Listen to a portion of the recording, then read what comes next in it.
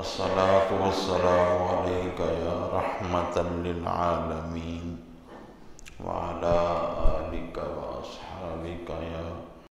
خاتم النبيين۔ پچھلے چند جمعات المبارک سے حسن خاتمہ کے عنوان پر معروضات قرآن و حدیث کی روشنی میں بیان کی۔ اس میں سے پچھلے جمعۃ المبارک میں ایک نقطہ ضمناً عرض کیا۔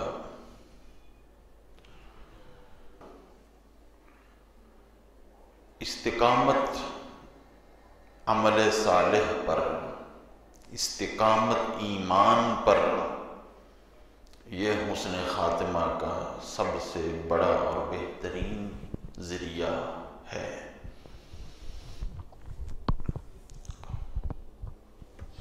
اس کی ایک تمثیل اگر بندہ ہر وقت نماز کے انتظار میں رہے، نماز کا انتظار یہ ایک بہت بڑی عبادت ہے۔ اس کے لیے یہ ضروری نہیں ہے کہ بندہ 24 گھنٹے نماز پڑھ رہا ہو تو پھر یہ فضیلت حاصل ہوگی، یا مسجد میں بیٹھا ہو تو پھر یہ فضیلت حاصل ہوگی۔ ہاں، جو بندہ مسجد میں بیٹھا ہے اور مسجد میں بیٹھ کر نماز کے انتظار میں ہے، وہ تو ایک عظیم عبادت سے متصف ہو رہا ہے۔ اس کی عبادت تو بڑی عالی شان ہے، مسجد میں بیٹھ کر نماز کا انتظار کرنا۔ لیکن اگر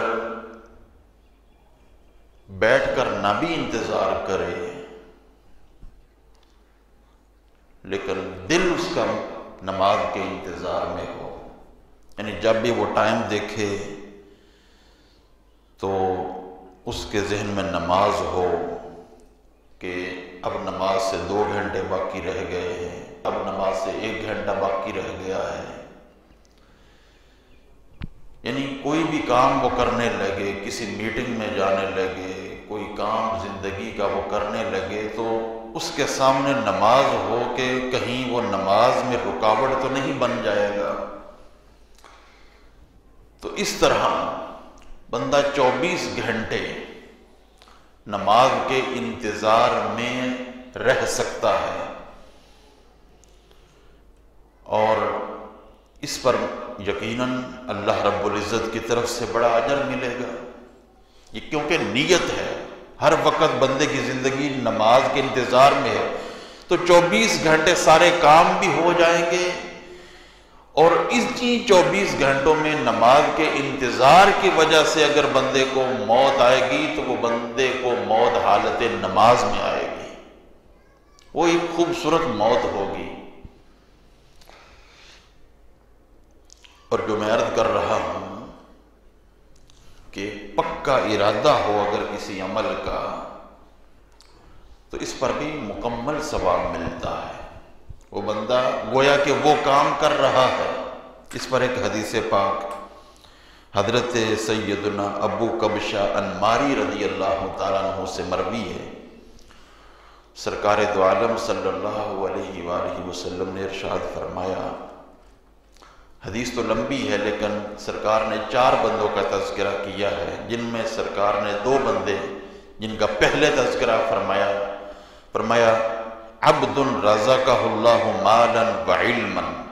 ایک بندہ وہ ہے جس کو اللہ نے مال دیا ہے، علم دیا ہے شریعت کا، وَهُوَ يَتَّقِي فِيهِ رَبَّهُ، وہ مال کے معاملے میں اپنے رب سے ڈرتا ہے، وہ جہاں خرچ کرتا ہے وہ بھی وہی جگہ ہوتی ہے جہاں اللہ دیکھنا چاہتا ہے، اور جہاں سے وہ کماتا ہے تو وہ بھی وہی جگہ ہوتی ہے جہاں سے کمانے کا اللہ اور اس کے رسول نے حکم دیا ہے۔ ڈرتا ہے، یہ نہیں ہے کہ بس آنے دو جہاں سے بھی آ رہے ہیں، جیسے بھی آ رہے ہیں، اس کو کوئی پرواہ نہیں ہے، بس بینک بیلنس ہونا چاہیے۔ وہ ڈرتا ہے، ڈر کے کماتا ہے اور ڈر کے خرچ کرتا ہے، فضول خرچ نہیں کرتا، اللہ کی رضا کے لیے خرچ کرتا ہے اور کمانے میں مکمل احتیاط کرتا ہے۔ وَيَصِلُ فِيهِ رَحِمَهُ وَيَعْلَمُ لِلَّهِ فِيهِ حَقًّا، اور اس مال میں سے صلہ رحمی کرتا ہے، اس مال میں سے اللہ کے حقوق کا خیال کرتا ہے۔ حضور فرماتے ہیں فَهَذَا بِأَفْضَلِ الْمَنَازِلِ، یہ جو بندہ ہے یہ مرتبے کے اعتبار سے بڑے عظیم درجے پر ہے، افضل المنازل پر ہے۔ ساتھ ہی ایک دوسرے بندے کا ذکر کر دیا، فرمایا وَعَبْدٌ رَزَقَهُ اللَّهُ عِلْمًا، ایک دوسرا بندہ ہے جس کو اللہ نے علم تو دیا ہے، علم شریعت تو اس کے پاس ہے، وہ جانتا تو ہے کہ مال کمانا کیسے ہے، خرچ کیسے کرنا ہے، سود نہیں لینا، رشوت سے نہیں لینا، کوئی ایسا ذریعہ کاروبار اختیار نہیں کرنا جس میں کسی حکم شرع کی خلاف ورزی ہو رہی ہو، جس سے شیطان خوش ہو، کوئی ایسا ذریعہ نہیں اختیار کرنا، بالکل صاف شفاف ذریعہ معاش کو اختیار کرنا ہے۔ لیکن وَلَمْ يَرْزُقْهُ مَالًا، اس کے پاس مال نہیں ہے، لیکن فَهُوَ صَادِقُ النِّيَّةِ، وہ بندہ صادق النیہ ہے، سچی نیت ہے اس کی، وہ اس کی تمنا ہے۔ لَوْ أَنَّ لِي مَالًا، یہ آرزو ہے، تمنا ہے، وہ کہتا ہے کہ اگر میرے پاس مال ہوتا لَعَلِمْتُ بِعَمَلِ فُلَانٍ، تو میں بھی وہی کام کرتا جو فلاں کر رہا ہے، جس فلاں کو اللہ نے مال دیا ہے، جس انداز میں وہ خرچ کر رہا ہے نیکی کے کاموں میں بھی وہی کرتا، ویسا کرتا۔ حضور فرماتے ہیں فَهُوَ بِنِيَّتِهِ فَأَجْرُهُمَا سَوَاءٌ، وہ بندہ اپنی نیت کے ساتھ جڑا ہوا ہے، اور فرمایا فَأَجْرُهُمَا سَوَاءٌ، اور یہ دونوں بندے اجر میں برابر ہیں، یہ دونوں بندے اجر میں برابر ہیں۔ اب دیکھیں، ایک کے پاس مال ہے، ایک کے پاس مال نہیں ہے، ایک مال لگا رہا ہے اور دوسرا مال لگا نہیں رہا ہے ہی نہیں، لیکن نیت سچی ہے کہ اگر میرے پاس ہوتا تو میں بھی ضرور خرچ کرتا۔ اجر میں حضور نے ان دونوں بندوں کو برابر قرار دیا۔ اب جیسے ہی ایک بندہ نماز کے انتظار میں بیٹھ جائے اور اس کو وہ نماز کی توفیق نہ ملے، وہ زندگی کی آخری نماز پڑھ چکا ہو، لیکن انتظار ہو عصر آئے گی تو میں ضرور پڑھوں گا، مغرب آئے گی تو ضرور پڑھوں گا، عشاء آئے گی تو ضرور پڑھوں گا، فجر ملے گی تو ضرور پڑھوں گا، تو وہ بندہ جب تک نماز کے انتظار میں ہے وہ نماز میں ہے۔ اگر اسی دوران اس کو موت آ گئی تو اللہ رب العزت کے فضل سے نماز کے انتظار میں ہونے کی وجہ سے نماز کا ثواب لے کر وہ دنیا سے جا رہا ہوگا، گویا کہ وہ حالت نماز میں دنیا سے جا رہا ہے۔ لیکن یہ تب ہے جب ہر وقت ہر سیکنڈ اس کے ذہن پر نماز غالب ہو، جب ٹائم دیکھے، ٹائم کو دیکھ کر یہ سوچے کہ اب نماز میں اتنا ٹائم باقی رہ گیا ہے، اب وقت اتنا ہے، کوئی میٹنگ میں جانے لگے تو اس کے پیش نظر نماز ہو، پھر تو وہ نماز میں ہے۔ وگرنہ یہ جو حدیث پاک نماز کے انتظار کے حوالے سے ہیں وہ اور معنی کے اندر بھی ہیں۔ ایک یہ انتظار کے اندر بھی درجات ہیں نماز کے، ایک ہے صرف دل کا انتظار اور ایک ہے مباشرتاً انتظار، بندہ نماز کے انتظار میں مسجد میں ہی بیٹھ جائے، یقیناً اس کی فضیلت زیادہ ہے۔ اگر نماز کا انتظار اس طرح ہو رہا ہے کہ بندہ ایک نماز پڑھ کے دوسری نماز کے انتظار کے لیے مسجد میں ہی بیٹھ گیا ہے، یہ بھی کبھی کبھی بندے کو اختیار کرنا چاہیے، ٹائم میں گنجائش ہو تو اس کی طرف بھی آنا چاہیے کہ ایک نماز پڑھ کر دوسری نماز کے انتظار میں مسجد میں بیٹھ، اس کی بھی بڑی فضیلت ہے۔ اس پر ایک حدیث پاک، بہت احادیث ہیں اس پر، ایک حدیث پاک حضرت عبداللہ بن عمر رضی اللہ تعالیٰ عنہ اس کے راوی ہیں، سنن ابن ماجہ کے اندر یہ روایت موجود ہے سند صحیح کے ساتھ۔ وہ فرماتے ہیں صلینا مع رسول اللہ صلی اللہ علیہ وسلم المغرب، ہم نے حضور کے پیچھے مغرب کی نماز پڑھی، فرجع من رجع وعقب من عقب، جس نے جانا تھا وہ چلا گیا اور جس نے بیٹھنا تھا وہ بیٹھ گیا، کچھ چلے گئے کچھ بیٹھ گئے، اور اس دوران حضور بھی چلے گئے۔ فجاء رسول اللہ صلی اللہ علیہ وسلم مسرعا، اسی دوران حضور رحمت عالم صلی اللہ علیہ وسلم تیزی کے ساتھ تشریف لائے، قد حفظہ النفس، جیسے سانس پھولا ہو، بندہ تیز چلے تو سانس پھول جاتا ہے۔ وقد حسر عن رکبتیہ فقال ابشروا، جو بیٹھے ہوئے تھے سرکار نے کہا خوشخبری ہو تمہیں خوشخبری ہو، یعنی وہ ایک بڑی خوشخبری تھی جو حضور نے اسی وقت دیکھی اور صحابہ کو وہ دینے کے لیے تشریف لائے جو نماز کے انتظار میں مسجد میں بیٹھے تھے۔ فرمایا ھذا ربکم قد فتح بابا من ابواب السماء، کہ اللہ تعالیٰ نے ابھی آسمان کے دروازوں میں سے ایک دروازہ کھولا، یباہی بکم الملائکہ، اور تمہیں دیکھ کر ملائکہ پہ وہ فخر کر رہا تھا جو نماز کے انتظار میں، مغرب کی نماز پڑھ کر عشاء کے انتظار میں بیٹھ گئے تھے۔ اللہ رب العزت ملائکہ پہ فخر فرما رہا تھا، مباحات فرما رہا تھا، اور اللہ ملائکہ سے کہہ رہا تھا انظروا الی عبادی، میرے ان بندوں کی طرف دیکھو، قد قضوا فریضۃ وہم ینتظرون اخری، ایک فرض ادا کر چکے ہیں اور دوسرے کے انتظار میں بیٹھے ہوئے ہیں، ایک ادا کر چکے ہیں دوسرے کے انتظار میں بیٹھے ہوئے ہیں۔ تو یہ انتظار صلاۃ کا درجہ کہ مسجد میں بیٹھ کر نماز کے انتظار میں ہونا، یہ ایک عظیم درجہ ہے، اس کی فضیلت الگ ہے، اس کا مقام الگ ہے۔ لیکن اگر دل بھی جڑ جائے نماز کے ساتھ تو بھی بندہ اچھی خالص نیت کے ساتھ نماز کے انتظار کی وجہ سے نماز کا فیضان ضرور 24 گھنٹے حاصل کر سکتا ہے۔ فجر پڑھ کے ظہر کے انتظار میں رہے، 9 بجے اٹھا ہے تو گھڑی دیکھی ہے تو وہ سب سے پہلے توجہ نماز کی طرف جائے کہ اب 4 گھنٹے باقی رہ گئے، پھر جب ٹائم دیکھا پھر نماز، کوئی بھی کام ہو ہمہ وقت ذہن پر غالب نماز ہو تو 24 گھنٹے سارے کام بھی چلتے رہیں گے، نماز کے انتظار کی وجہ سے ایک الگ ثواب بھی ملتا رہے گا۔ اور اس طرح بندہ زندگی گزارے تو کسی بھی وقت اس کو موت آئے گی تو یقیناً حالت نماز میں اس کو موت آئے گی۔ تو یہ درجات ہیں۔ اس پر ایک اور حدیث پاک بھی نماز کے انتظار کے حوالے سے، وہ بڑی خوبصورت روایت جس کو بہت سے محدثین نے روایت کیا، امام ترمذی نے کئی ایک مقامات پر اور امام بخاری نے اس حدیث کو صحیح کہا۔ حضرت معاذ بن جبل رضی اللہ تعالیٰ عنہ سے بھی روایت ہے، حضرت عبداللہ بن عباس سے بھی روایت ہے، اور کئی صحابہ سے یہ حدیث پاک مروی ہے۔ وہ فرماتے ہیں کہ ایک دن صبح کے وقت حضور بہت نماز سے مؤخر ہو گئے، حتیٰ کدنا نتراء عین الشمس،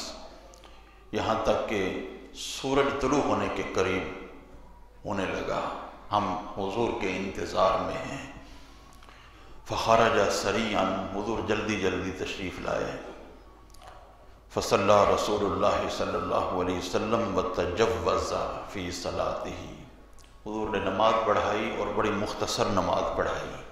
کیونکہ ٹائم میں بھی گنجائش نہیں تھی۔ فلما سلم، جب حضور نے سلام پھیر دیا، دعا بصوتہ، حضور نے بآواز بلند کہا، علی مصافکم کما انتم، جہاں پر تم بیٹھے ہو وہیں بیٹھے رہو اپنی صفوں میں۔ کوئی اہم بات حضور کرنے لگے تھے۔ حضور نے سب سے پہلے تو تاخیر کی وجہ بتائی کہ میں آج تاخیر سے کیوں آیا۔ فرمایا انی قمت من اللیل، میں رات کو کھڑا ہوا نماز تہجد کے لیے، فتودعت وصلیت ما قدر لی، میں نے وضو کیا اور جو میرے مقدر میں تھا وہ میں نے نماز ادا کی۔ جیسا حضور بیان فرماتے تھے، یعنی یہ نہیں کہتے تھے کہ میں نے ایسے خوبصورت نماز پڑھی، اپنی بات جب کرتے تو یہی کہتے ما قدر لی، جو میرے مقدر میں تھا، جو تقدیر میں میرے لیے لکھا ہوا تھا وہ میں نے ادا کیا۔ فرمایا فنعست فی صلاتی، اسی دوران مجھے اونگ آئی، حتی استثقلت، یہاں تک کہ بہت غلبہ ہو گیا نیند کا۔ فَإِذَا أَنَا بِرَبِّي تَبَارَكَ وَتَعَالَى فِي أَحْسَنِ صُورَةٍ، تو کیا ہوا کہ میں اپنے رب کی بارگاہ میں حاضر ہوں، اور میں نے اپنے رب کو فی احسن صورت، بڑی خوبصورت شکل میں دیکھا، احسن صورت میں دیکھا۔ فقال یا محمد، رب العالمین نے فرمایا یا محمد، میں نے کہا لبیک ربی، اے میرے رب میں حاضر ہوں۔ اللہ رب العزت نے کہا فیما یختصم الملأ الاعلی، کہ یہ جو ملأ الاعلی مقربین فرشتوں کی جو ایک جماعت تم دیکھ رہے ہو، فیما یختصم، یہ کس مسئلے میں بات کر رہے ہیں، کون سی بات کر رہے ہیں؟ تو حضور فرماتے ہیں لا ادری، مجھے نہیں پتا۔ قالہا ثلاثا، 3 مرتبہ اللہ رب العزت نے حضور سے کہا کہ یہ کس میں بات کر رہے ہیں؟ حضور نے کہا لا ادری، میرے علم میں نہیں ہے۔ حضور فرماتے ہیں فرأیتہ وضع کفہ بین کتفی، اسی دوران میں نے دیکھا کہ اللہ رب العزت نے اپنا دست اقدس میرے کندھوں پر رکھا، حتی وجدت برد اناملہ بین ثدیی، یہاں تک کہ میں نے رب العالمین کے انگلیوں کی ٹھنڈک اپنے سینے اور قلب پر میں نے محسوس کی۔ یہ وہ کیفیت کیا تھی، وہ انگلیاں کیا تھیں، یہ اللہ اور اس کا رسول بہتر جانتا ہے، اس کیفیت کے پیچھے ہم نہیں پڑھ سکتے۔ فَتَجَلَّى لِي كُلُّ شَيْءٍ، حضور فرماتے ہیں جب اللہ رب العزت نے اپنا دست اقدس میرے کندھوں پر رکھا تو فَتَجَلَّى لِي كُلُّ شَيْءٍ، تو پھر ہر شے میرے لیے روشن ہو گئی۔ اور ایک روایت میں ہے فَعَلِمْتُ مَا فِي السَّمَاوَاتِ وَمَا فِي الْأَرْضِ، میں نے جو کچھ زمینوں میں تھا اور جو کچھ آسمانوں میں تھا وہ سب کچھ جان لیا۔ اور یہی ہمارا عقیدہ ہے، اللہ نے حضور کو علم عطا فرمایا ہے، اور جتنا عطا فرمایا ہے وہی اللہ تعالیٰ کی عطا سے ہی حضور کے پاس ہے، اور وہ کتنا ہے اس کا ہم احاطہ نہیں کر سکتے، ہماری عقل اس کا احاطہ نہیں کر سکتی۔ وہ کتنا ہے، حضور تو یہ فرما رہے ہیں فَعَلِمْتُ مَا فِي السَّمَاوَاتِ وَمَا فِي الْأَرْضِ، جو کچھ آسمانوں میں تھا اور جو کچھ زمینوں میں تھا وہ میں نے جان لیا۔ فَتَجَلَّى لِي كُلُّ شَيْءٍ وَعَرَفْتُهُ، ہر شے میرے لیے روشن ہو گئی، میں نے اس کو پہچان لیا۔ پھر اللہ رب العزت نے یا محمد، اے محمد، میں نے کہا لبیک یا ربی، فرمایا فیما یختصم الملأ الاعلی، کہ یہ جو ملأ الاعلی ہیں فرشتوں کی مقربین کی یہ جو ایک جماعت ہے یہ کس بات میں بات کر رہی ہے؟ تو حضور فرماتے ہیں کفارات میں مسئلہ چل رہا ہے، کفارات،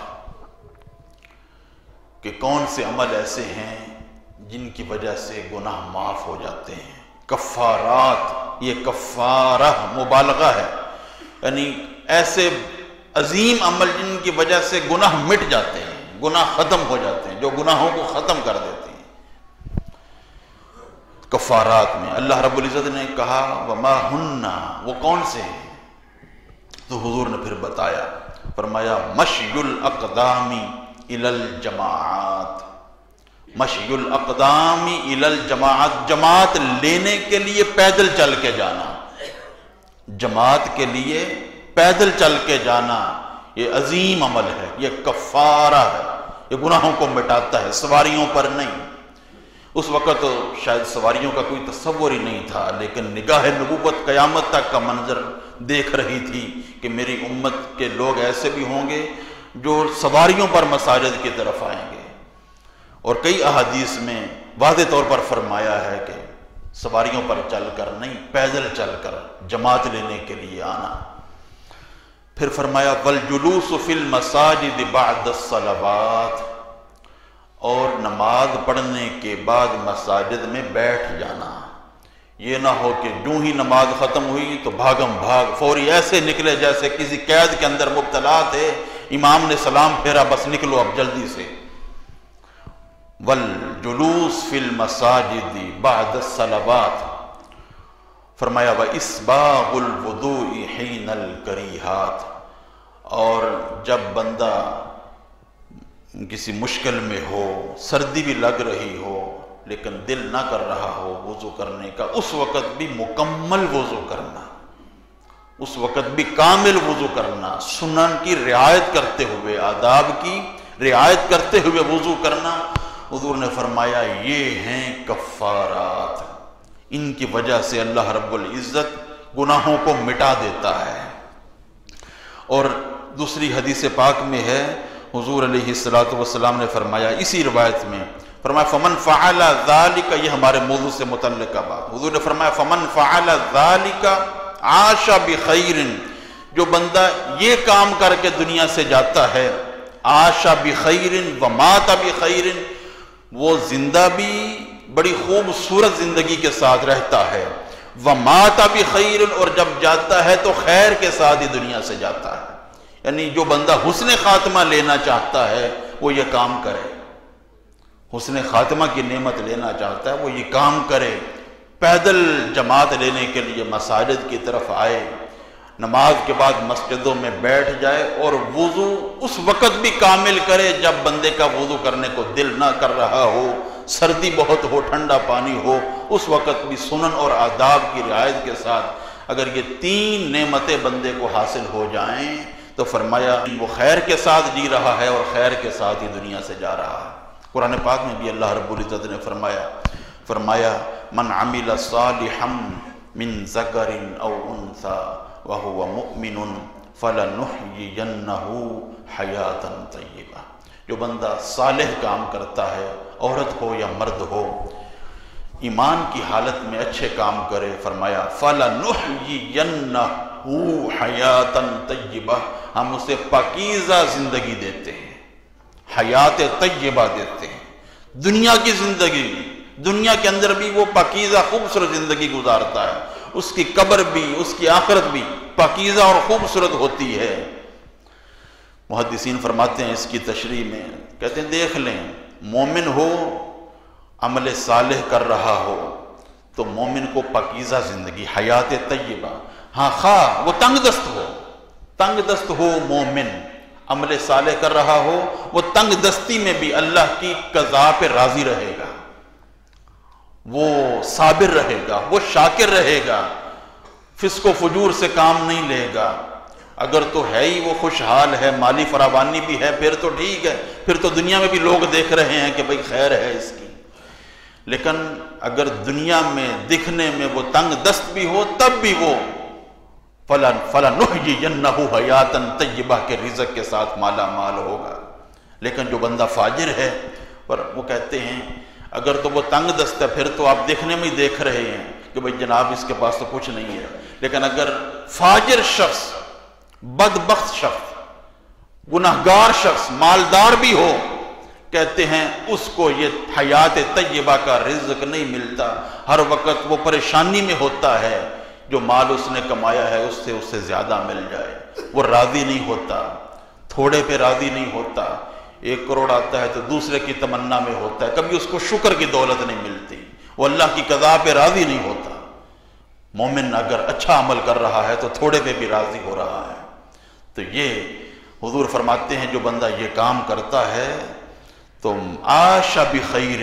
ومات بخیر، اچھی زندگی گزار رہا ہے اور خیر کے ساتھ دنیا سے جا رہا ہے۔ تو یہ ساری گفتگو کا خلاصہ یہ ہوا، حضور رحمت عالم صلی اللہ تعالیٰ علیہ وآلہ وسلم کے فرامین کی روشنی میں اگر کوئی بندہ حسن خاتمہ حاصل کرنا چاہتا ہے تو ایک نسخہ جو ہمیں ان فرامین کی روشنی میں ملا وہ یہ کہ ہر وقت بندہ نماز کے انتظار میں ہو۔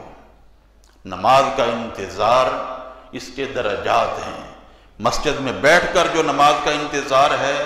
اس کی شان اور اس کا مقام وراء الورا ہے، اس کی تو کوئی مثال ہی نہیں، یہ بے مثل و بے مثال ہے۔ یہ عمل اتنا عظیم ہے کیونکہ حدیث پاک میں کفارات میں جس عمل کو لایا گیا ہے وہ یہ ہے، مسجد میں بیٹھ کر نماز کا انتظار کرنا۔ لیکن اگر